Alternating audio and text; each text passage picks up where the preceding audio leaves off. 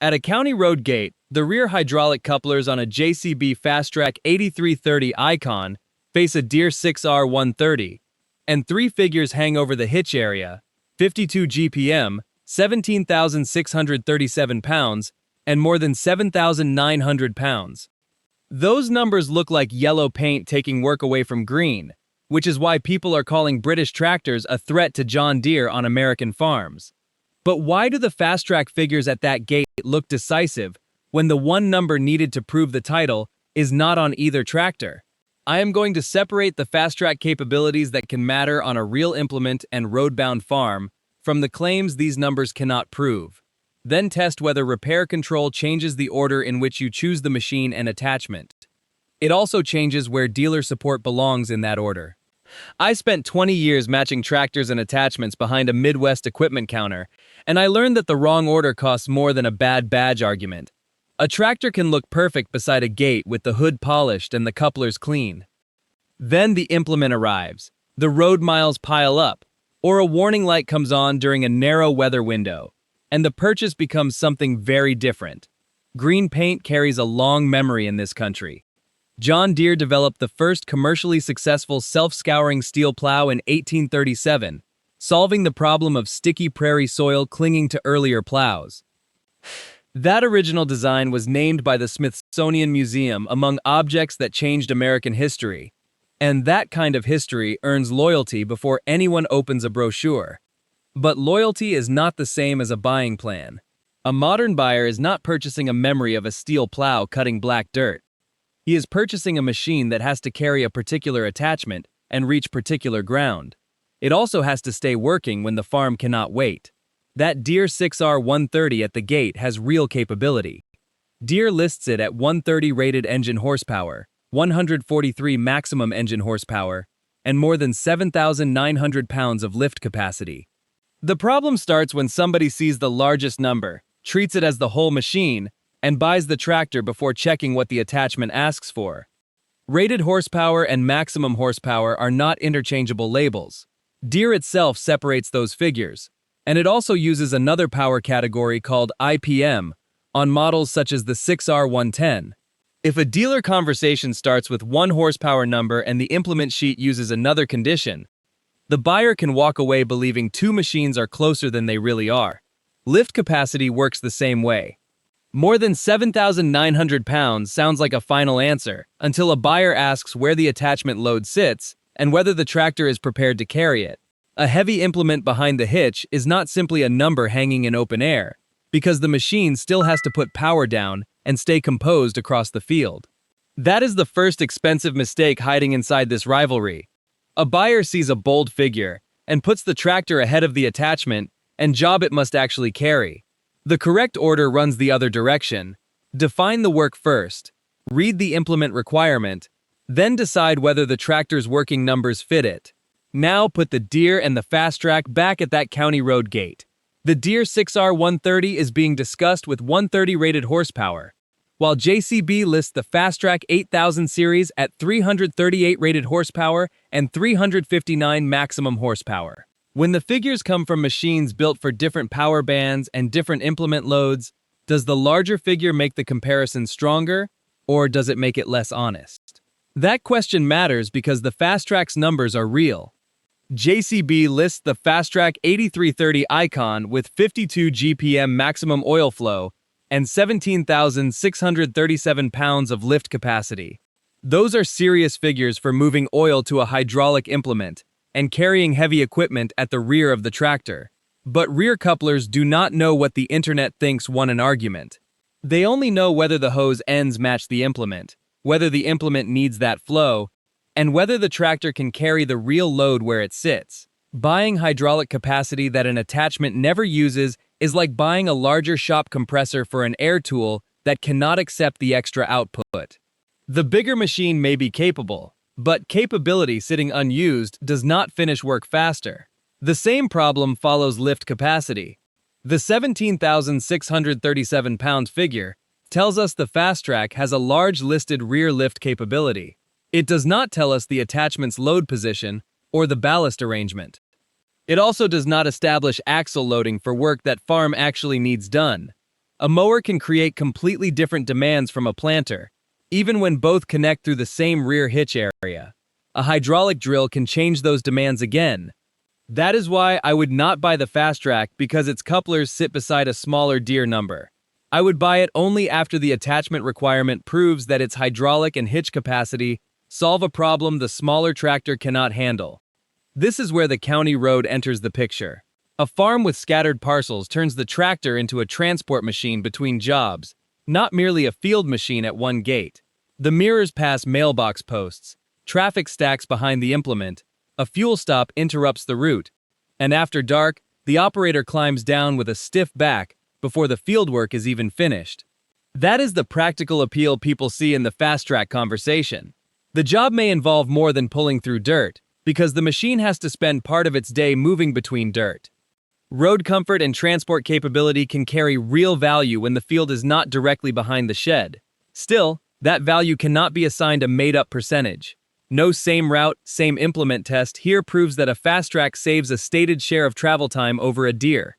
A Fastrac 4220 may sound like a more natural machine for a 6R class conversation, but there is no official U.S. specification here that makes it a valid head-to-head substitute. That boundary is important because assumptions become payments. A buyer who finances a road-capable tractor around an expected time saving needs that saving to survive fuel use and route conditions. It also has to survive the actual attachment and the operator's workday. If the road burden is real, test it against your own route before buying the machine around it. Subscribe for the practical numbers that keep a machine purchase from turning into an expensive guess. I have heard people treat 52 GPM and a larger lift number like an automatic win, and that is too simple. Those figures do not tell us tire setup or axle loading. They also do not tell us ballast or route conditions. They cannot show fuel use or whether the attachment is even doing the same job. A strong number is useful only after it has been attached to the condition that gives it meaning. This is where a good machine can get blamed for a bad buying sequence. The Deere 6R130 is not defective because it carries a different capability envelope from the Fastrac 8330 Icon. The Fastrac is not automatically wasteful because it has higher listed lift capacity. The expensive move is expecting one machine to cover a job that belongs to another power band, then discovering that after the attachment has already been bought. Start with the attachment, then check the working load and hydraulic requirement. Only after that should road burden decide whether the Fastrac's design belongs ahead of a more conventional tractor. The next layer is harder to see from the driver's seat. Deere directs buyers to dealers for model availability and options. Dealers also handle attachments and pricing, while Deere notes that prices can vary by dealer. That means the price of the tractor is partly a local support decision before it is ever a national brand comparison. A low price on one day can hide a weak purchase stack. The machine needs the right configuration, the attachment needs to be available, and the local dealer needs to be capable of supporting the equipment after delivery. There is no matched purchase price or resale record here. There is also no repair invoice or total cost comparison proving that either Deere or JCB is cheaper to own. That is why I would not tell someone to switch colors based on a claim that one brand costs less. A dealer territory can change the value of a machine more than an online argument ever will. The correct order is machine fit first, then local support, then the final price attached to that complete package. And that leads to the risk nobody sees while comparing hitch figures in daylight. Picture a fault code appearing on the cab display while planting or hay work is moving through a narrow weather window. When a warning light appears with weather closing in, does the owner or independent mechanic control the next hour? Or does that control sit with the dealer and software authorization? That question is bigger than brand loyalty. A tractor parked in a shed can have all the lift and flow a farm needs, yet still become useless if the repair path is outside the owner's control when timing matters.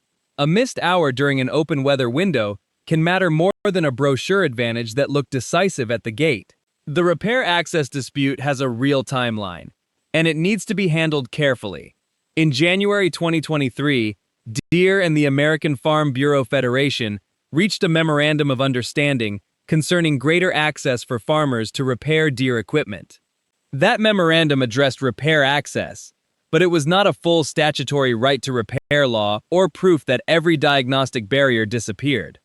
The dispute did not end there.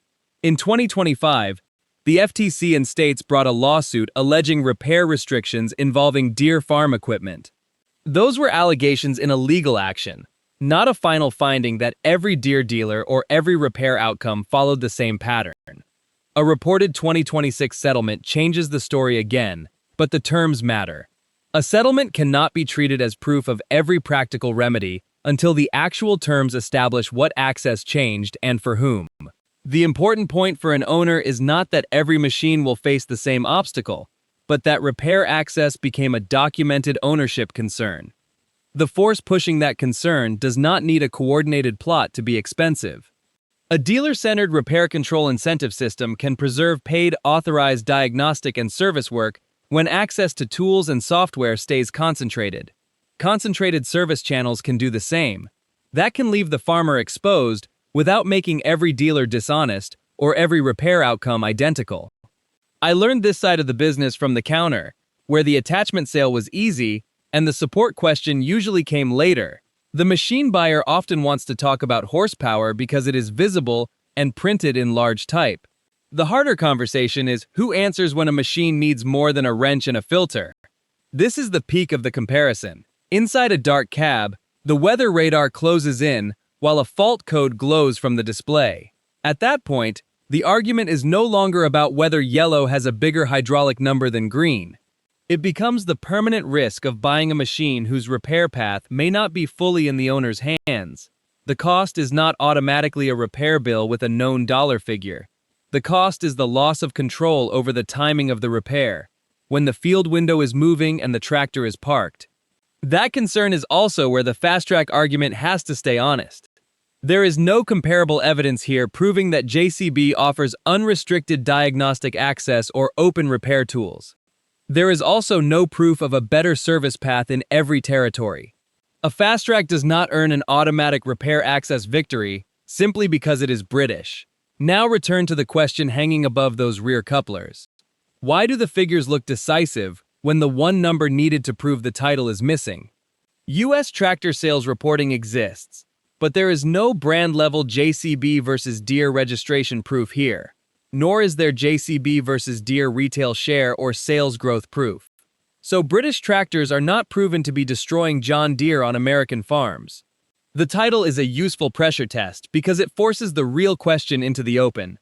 Are buyers finding a Fastrac capability that fits their work better, or are they reacting to a headline comparison built from unmatched machines? Those are very different stories.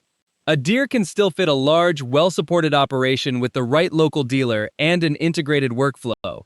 If the attachments fit, the dealer can support the machine, and the road burden does not justify stepping into a much larger capability band.